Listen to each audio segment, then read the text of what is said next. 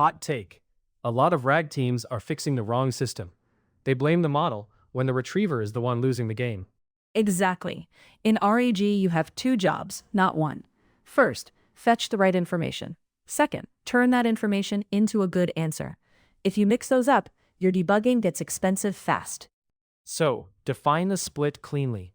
What is Retrieval Eval and what is Answer Eval?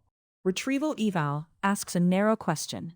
Did the system bring back the right chunks, docs, or passages for this query? Answer Eval asks a different one. Given what was retrieved, did the model produce a correct, useful answer? That sounds obvious, but in practice people look at one bad answer and call the whole stack broken.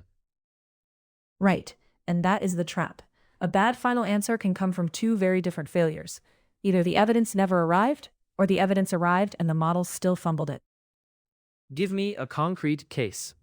Say you built a support bot for an API product. A user asks, how do I rotate a service account key? If retrieval returns the current key rotation doc and the model still answers with old steps, retrieval may be fine and answer generation is the problem. If retrieval only returns general auth docs and never surfaces the key rotation page, that is a retrieval failure. So the same visible symptom, wrong answer, can hide two different root causes. Yes, and the fixes are different. For retrieval, you change chunking, indexing, query rewriting, metadata filters, or re-ranking. For answer quality, you change prompting, citation rules, context formatting, model choice, or tool behavior.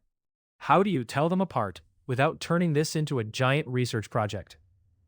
Use a simple two-step check. First, inspect what was retrieved for a known question.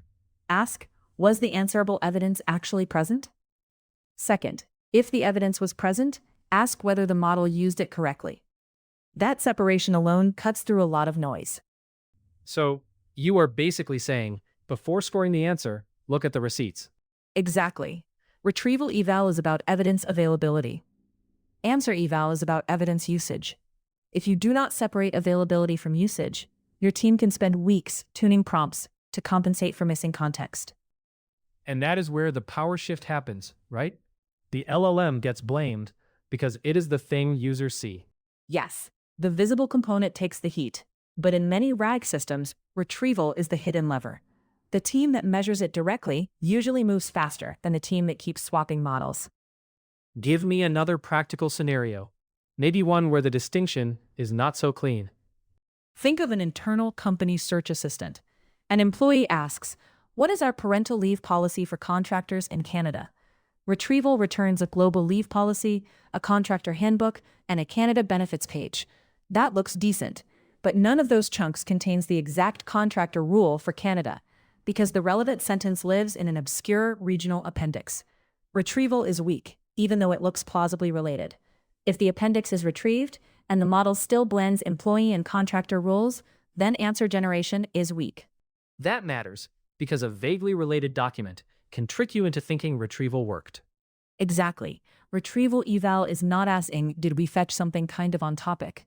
It is asking, did we fetch enough grounded evidence to support the answer we expect the system to give? That phrase, enough grounded evidence, feels like the hinge. It is. A retriever can look busy and still fail. 10 semi-relevant chunks are often worse than 3 decisive ones because they dilute the context window and make the answer step harder. So, answer eval starts only after that bar is cleared. Yes. Once the needed evidence is present, answer eval checks whether the response is correct, complete enough for the use case, and faithful to the retrieved material. Not elegant, not academic, just, did the model use the evidence to answer the user's question without inventing details? What is the operational workflow for a programmer building this today? Build a small test set of real user questions. For each one, keep a reference to the source passage that should make the answer possible. Then, run the pipeline and label two things separately. Was that source, or an equally valid one, retrieved? And if yes, did the answer correctly use it? That gives you a map of where the pipeline is leaking. And the strategic consequence is huge.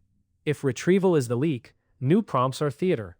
If answer generation is the leak, re-indexing is busywork.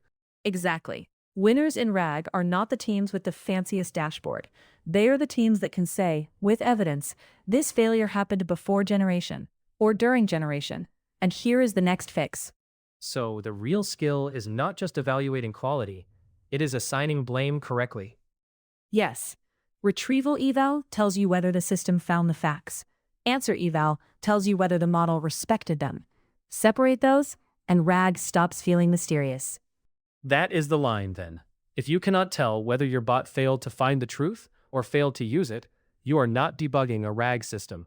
You are guessing.